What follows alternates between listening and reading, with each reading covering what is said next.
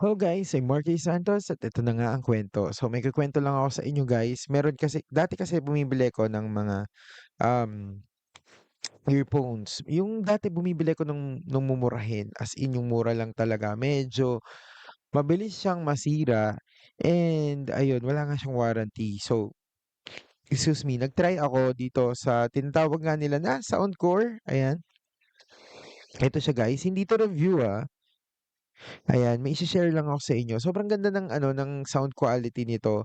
One time iisipin ko kung paano sa inyo describe or kung paano niyo malalaman kung gaano kaganda yung sound quality nito. Basta ipapakita ko lang sa inyo yung ibang features niya. So kulay green nga po or parang sa may mga navy yung pinili kong kulay. There. Ayan, yung kulay. And yung itsura. Meron nga siyang logo. There. Nakikita niyo ba? Wait lang. Eh, ay, ayaw mag-focus. Ayan, there, yung B. Parang Beats, pero hindi siya Beats, guys. So, yun nga, and meron din siyang logo dito. Ayan, and ang ganda nung pinakalalagyan niya, kaso mabilis siyang mai-scratch yan. And of course, meron ang isa pa sa feature niya, meron siyang ganito, ayan, phone stand. So, kung nanonood ka at the same time earphone ka, ayan, pwedeng nakaganyan siya. Tapos nakakon yung phone. For example, ito. Tapos yan, ayan, nakaganyan. There. Nakaganyan siya.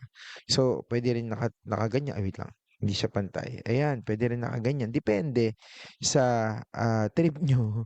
Ayun, so, earphone siya, phone stand, at the same time maganda yung quality, maganda yung bass niya, ganyan-ganyan. Ayun, so hindi naman siya about sa review ano, so meron lang akong share sa inyo, nakakatuwa lang. Nasa 1K to nasa 1K plus 'to nung, nai-release siya nung bumili ko. Ayan, and, ayun sobrang worth it naman, ang ganda nung quality niya. Pero guys, after siguro mga 6, 7, 8 mga gano'n, 8 months, ay hindi naman. Mga after sabihin natin mga 6 months, meron akong napansin parang ang bilis niya malowbat yung ano, yung headset nito, yung earphone. Headset tuloy, yung earphone na 'to and ang maganda sa kanya, puwede niyo kontakin yung mismong app niya, may app kasi siya, yung Soundcore and kokontakin niyo sila, sabihin niyo kung ano yung problema, ipapakita niyo lang, screenshot niyo yung, yung battery niya, for example, yung battery niya nung nag-umpisa, tapos kung gaano kabilis malowbat and guys, alam niyo ba na nagpadala pa sila ng isa pa. Yes, yung kaiba 'to. Actually, ito yung luma, ito yung bago. Ayan, makita niyo, there. May mga gasgas na 'tong luma, hindi na siya gano'n ka-ano, ito yung bago. Medyo may konting gasgas lang kasi 'pag nilalagay ko sa bag, kumakaskas siya. Pero guys, ayan pakita ko sa inyo, ayan, same na same din yung pinadala nila.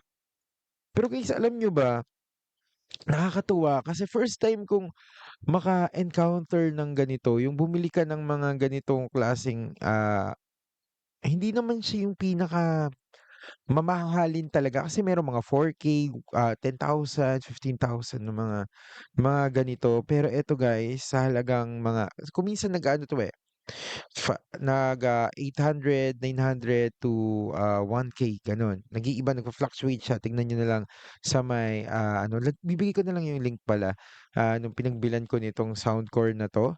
And of course, yun papakita niyo rin, for example binili niyo siya sa Shopee, ayun. Papakita niyo lang, screenshot niyo lang yung mismong, pag-purchase niyo dun, 'di ba meron yun yung mga done na-purchase natin, screenshot niyo lang siya. Papakita niyo rin yung, na bumili kayo sa official store, make sure may check na gano'n, yung ano, yung, or Shopee Mall, gano'n. Basta gano'n, kailangan nakagano'n siya. So, hindi ko sure kung ano yung mga link na basta bibigay ko diyan, tignan niyo lang kung may check yung mga, ilalagay ko na link diyan. Basta kailangan naka-Shopee Mall 'yon. So, eto nga po 'yun. So, nakakatuwa lang kasi first time kong nagkaroon ng ganyan. Pinadala nila, biruin niyo 900 plus or 1K tapos papadalan ka ulit ng another one, 'di ba? Sobrang hindi pa naman siya OA sa bilis malowbat pero napansin ko medyo mabilis siya malowbat. So, ni-report ko and another one. Kita niyo naman, 'di ba? Yung serbisyo nila hindi lang para benta lang, ayan, pakitang gano'n. Kung hindi nagbibigay pa rin talaga sila ng another, ganyan. Sabi nga nila hindi po, normal na ganyan yung, earphone namin, dahil diyan magpapadala po kami ng kuwan. So, binigay ko lang yung address ko, yung number ko, blah, blah, blah, gano'n. Tapos yun na, pinadala na nila, ayan. So, siguro mga umabot lang siya ng mga 4 days, 5 days, mga gano'n. Nakapagpadala na sila ng another, Soundcore, ayun. So, ayun nakatuwa lang. And sana may, napulot, hoy, hindi. Pero yun na nga, nakakatuwa lang, dalawa na yung earphone ko, ayun, basta yun. Nahihirapan ako sa headset ko kasi kung minsan naghe-headset ako, pero ayun na nga. Yun lang guys, kung nagustuhan niyo 'to, mag-comment, mag-like, and mag-subscribe na nga po kayo, hit nyo po yung notification bell para na ma-update kayo sa lahat ng ating mga videos katulad nito. Yun lang, maraming salamat, irashaimase, itadakimasu, and see you again sa another vlog po natin. Bye-bye.